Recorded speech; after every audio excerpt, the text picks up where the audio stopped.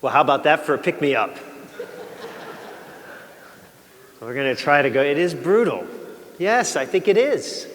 We'll get to maybe understand why. But there has to be an example. Okay, so as 7 years ago when I was ordained a priest, as I laid on the floor right before I was ordained, I could picture, at least in my mind, what my priesthood would mean. And so I pictured every day being so joyful, being around people, laughing, like some cartoon of what life would be. And life has been awesome, but it's not always picture perfect. That's what I pictured my life as a priest would be as I was there on my ordination day. And what is it? Well, some days it can be like this. This week I've been going to the hospitals, and I was kind of just like wanted a distraction, and I saw one of those spotted lanternflies, and then I saw like 3 of them at the hospital. So I started like jumping around trying to like kill them, because that's what we're told to do, right? But people were looking at me. There was a line of people there, and they didn't see that I was jumping on those lanternflies. They just saw that I was hopping around like some fool. And they said, "Father, are you all right?" I said, "Yes, I'm fine, thank you." And then I realized, this is what my life is like now. We have pictures in our head of what life should be, and then life isn't. Reality hits, right? Real things hit. My parents, on their wedding day, I see pictures of the joy that they had. And I'm sure that they pictured that every day would be even more joyful. Maybe your wedding day was the same.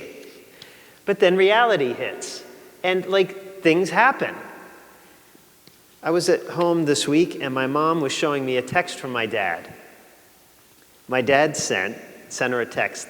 He was at work, and he sent her a text at home saying, "Mike is coming soon to the house to borrow a truck hitch out of the garage."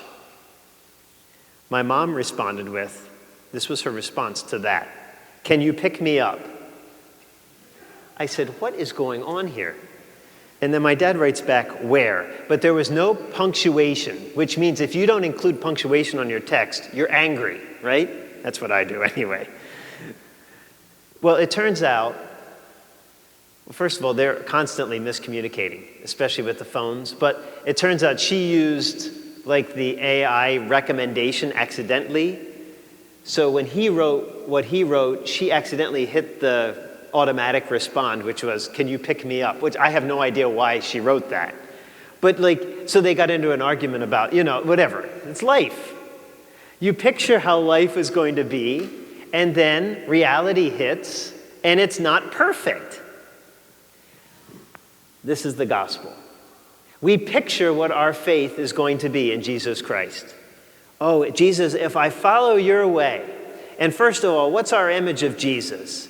Our image of Jesus is his love pouring out for us, is his constant joy with being with us. Maybe it's that stained glass window, Jesus with the children, or Jesus somehow just showing joy and peace. Okay, that's our image. Now, what's reality? What's reality of our faith? This, Jesus on the cross, this gospel. The Prince of Peace saying, "I have come to bring division." What in the world is going on? We had a division, and now reality hits. The truth is, and this is why I love our faith so much, especially our Catholic faith, it is real. This is real. We show the cross. We show Jesus on the cross.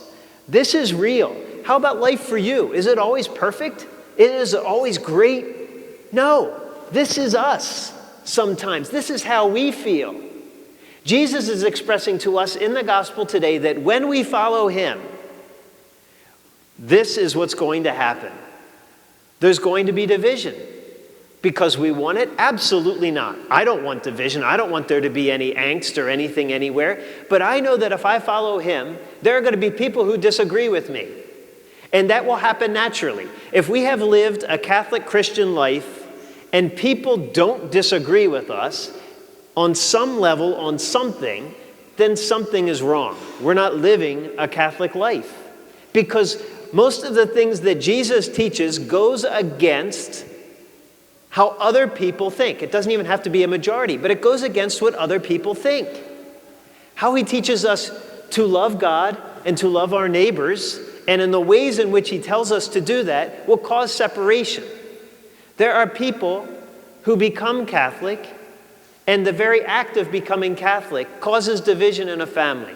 There are people who desire to live the Catholic faith and the teachings of the church, and for the very fact that they're doing that without sticking their thumbs in anyone's stomach's chest, they're not being angry, they're just living, and it causes division. Jesus is telling us a truth about following him. He has always been countercultural. Always. There has never been a time where it has been really just easy to be Christian. Never. People will say, what about the 1950s? Well, Philadelphia, there's parishes all over Philadelphia. If there was a place to be Catholic, it was Philadelphia in the 1950s, because it was kind of like there's a lot of Catholics there and everything. But even they built parishes with their own bowling alleys and their own movie theaters. They have them. There's parishes with bowling alleys and movie theaters in Philadelphia. And I think that's awesome. Why? Because they wanted to create their own culture so they wouldn't have to meet with the distress of others who don't like them. Brothers and sisters, this has always been the case. Following Jesus always, in some ways, causes tension. Not because he wants it, he doesn't want that at all, but because when we do, we are going against the wishes of others. Now, we know that. You and I know that. We feel this in every way possible. Does it mean that he's not present? No. As a matter of fact, I think with this gospel, and I think this is kind of relieving, that if we do feel this way, we are following the way. We don't want it, but it happens. So how do we live this way? How do we live when people oppose us? Again, not because we're being nasty or not because we're being angry, just because we're trying to live the Christian life. And we have, believe me, I have a hard enough time doing that against my own will, let alone what other people think of me. But how do we do it? The second reading tells us. St. Paul says that we are surrounded by so great a cloud of witnesses. So, okay, there might be people who don't agree with us. But listen, heaven is filled with people who do, the saints, who are constantly guiding us towards Jesus, even if it's difficult. Let us rid ourselves of every burden and sin that clings to us and persevere in running the race that lies before us while keeping our eyes fixed on Jesus. Okay, we got these other distractions in our life. We have these people. We have these sins. Whatever is preventing us from living the Christian life, keep our eyes fixed on Jesus. Keep our eyes fixed on Jesus. This way. The one who's with us. When we're carrying our cross, he's on the cross. Keep our eyes fixed on him. And that last point, do we think we're struggling? St. Paul kind of lays out perspective. Now, I don't always agree with it, but I don't like it. He says, if you think you're trying really hard, you haven't tried to the point of shedding your blood like he has.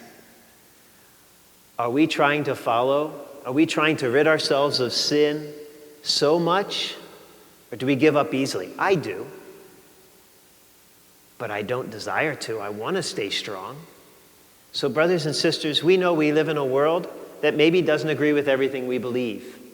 We know that our families maybe don't believe everything that we believe. Maybe there are politics that don't agree with what we believe. That doesn't mean we give up. That doesn't mean we just go with them because they disagree with us. It means we fight with him.